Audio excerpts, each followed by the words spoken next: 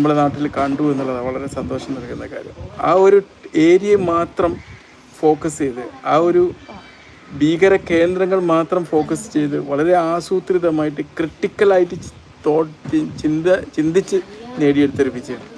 ഒരുപക്ഷെ ആ ഭീകരവാദം ഡയറക്റ്റ് നടത്തിയ ആൾക്കാരെ പിടിക്കാൻ ഇനിയും കഴിഞ്ഞിട്ടില്ലെങ്കിലും അവരെ പിടിക്കപ്പെടും എന്നുള്ളത് ഉറപ്പാണ്, നമുക്ക് സാധ്യമാണ്. എന്തായാലും ഈ ദിവസം നമ്മൾ ക്രിട്ടിക്കൽ തിങ്കിങ്ങിനെ കുറിച്ച് പറഞ്ഞിട്ടില്ലെങ്കിൽ മോശം തോന്നുന്നു. പലപ്പോഴും നമ്മുടെ തലച്ചോറ് എന്ന് പറഞ്ഞാൽ ക്രിട്ടിക്കലി തിങ്ക് ചെയ്യാതിരിക്കുന്ന ഒരവസ്ഥയാണുള്ളത്. കാരണം എമോഷണലായിട്ട് ചിന്തിക്കുന്ന ഒരവസ്ഥയാണ് നമുക്കുള്ളത്. ലോജിക്കായിട്ട് ചിന്തിക്കാൻ പലപ്പോഴും ഇപ്പം നമ്മൾക്ക് വിചാരിക്കാം ഇന്ത്യയിൽ അങ്ങനെ ഒരു സാഹചര്യം ഉണ്ടായ പിറ്റേന്ന് എന്തുകൊണ്ട് ആക്രമിച്ചില്ല എന്നുള്ളത്. കാരണം അതൊരു എമോഷണൽ അറ്റാക്ക് ആയിരിക്കും.